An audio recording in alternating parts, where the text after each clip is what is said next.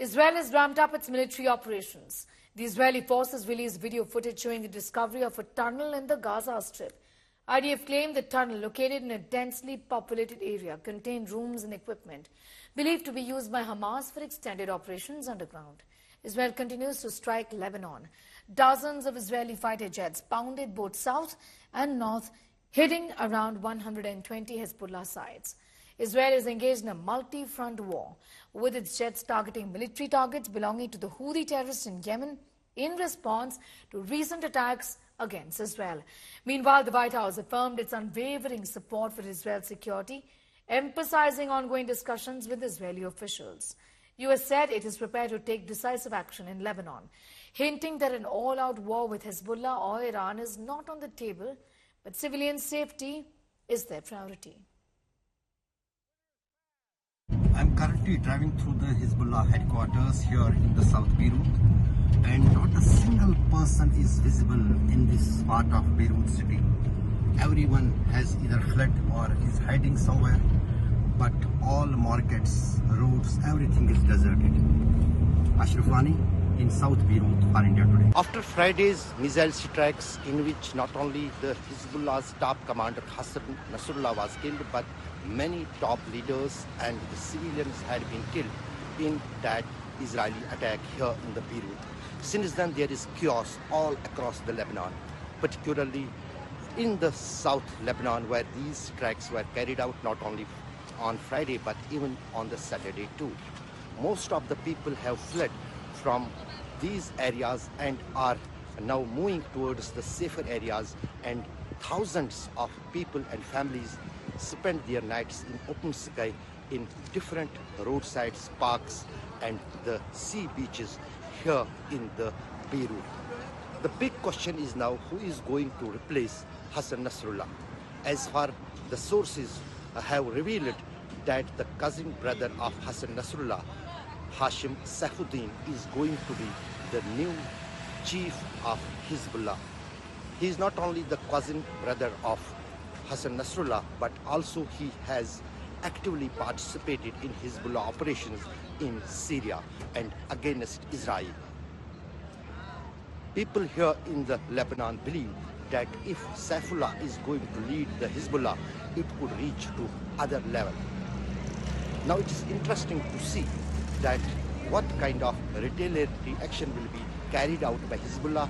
They have given its indication during the Saturday night when they targeted Jerusalem and Tel Aviv with missiles and rockets. And the main target of the Hezbollah rockets was the habitats and the settlements of the settlers in Israel.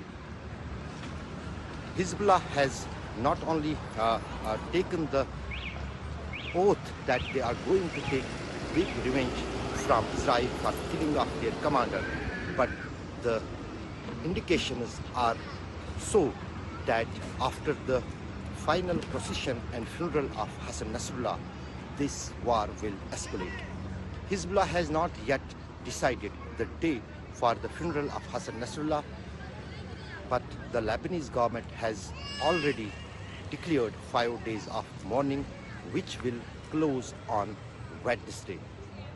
Ashraf Wani for India Today in Beirut. Straight across to Geeta Mohan, getting in more details on that story. Geeta, you know, from what we can understand clearly, the attempt is obviously to escalate the situation even further, and that's the reason why we're seeing a series of these attacks on the part of Israel. But just put this into perspective, as far as America's understanding of the situation and the communication with Israel is concerned.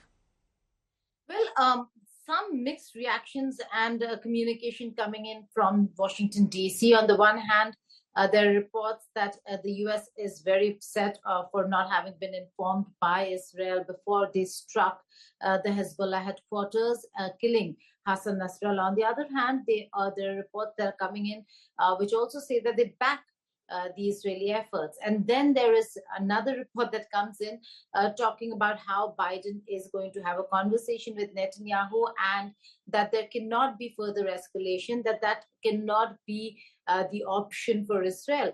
Having said that, Israel quite determined. They seem to be on a deadline of November 5th, after which the election results would be announced. Should Trump come to power, it would just mean more impetus, more strength, and more force to Israel, as support coming in from Washington, D.C. But should Kamala Harris come to power, the conversation on ceasefire will continue. And therefore, what they have done is not just attack and try to neutralize the Hamas, but also all those other allies of Hamas and of Iran who have been attacking Israel. So they've gone one after the other, from Hezbollah now to the Houthis. But this certainly expands the theater of war in West Asia. We are looking at completely, in many ways than one, decimation of the Hezbollah structure, the leadership structure. All important second rung and the leader himself, Hassan Nasrallah, now have been killed.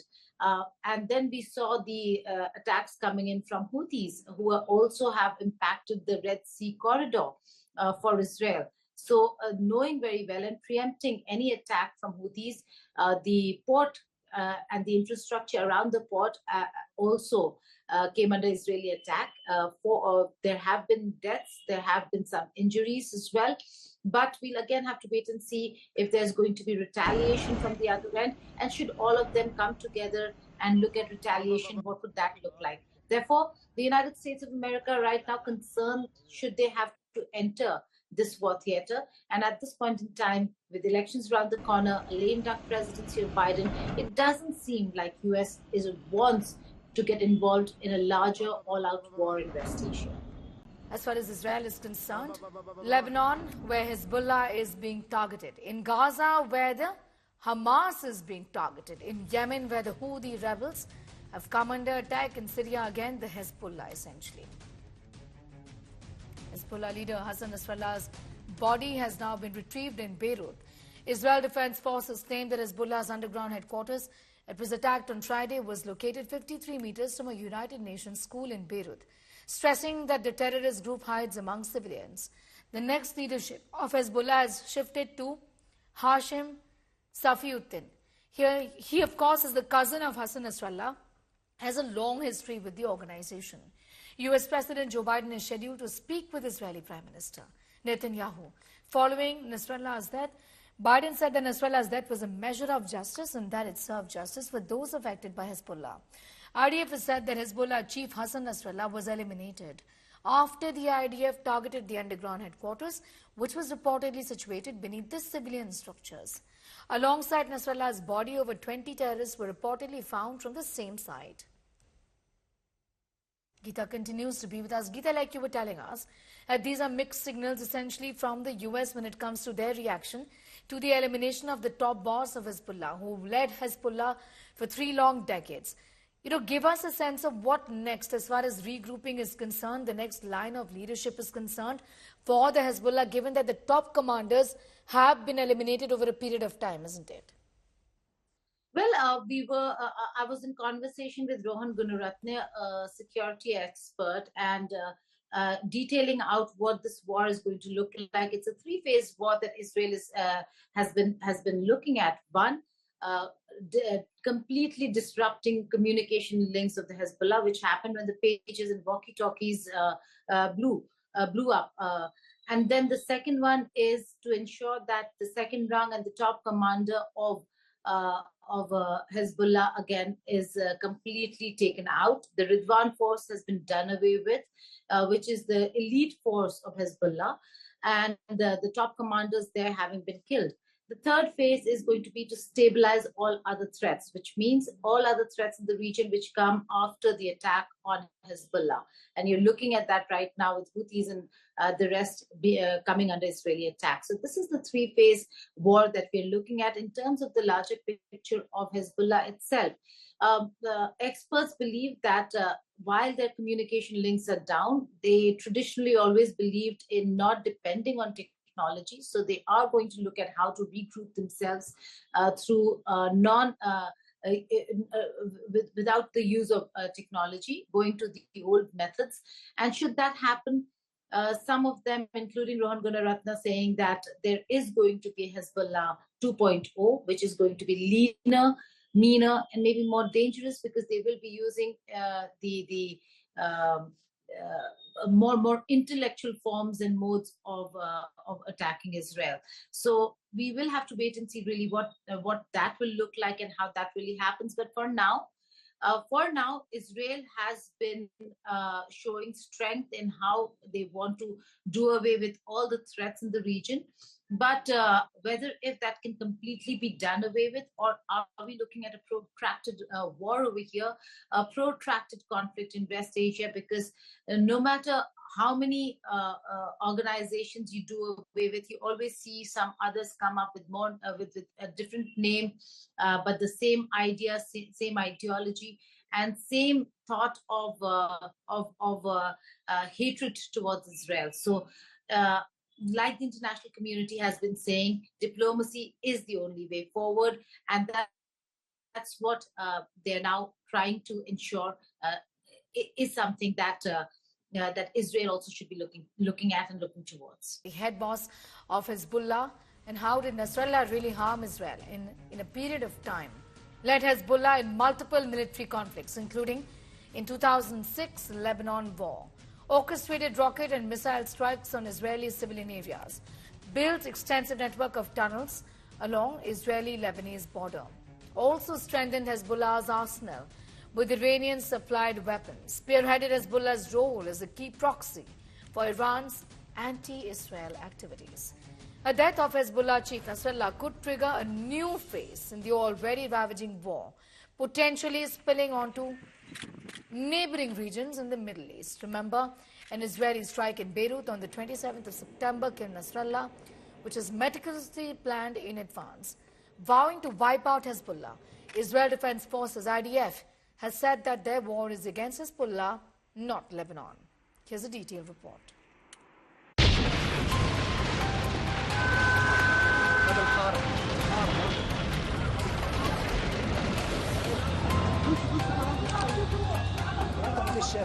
Hezbollah chief Hassan Nasrallah is dead. A damaged ring found near Nasrallah's body is all that remains of the Hezbollah chief. Israel confirmed that the strike in Beirut on September 27 that killed Nasrallah was meticulously planned in advance.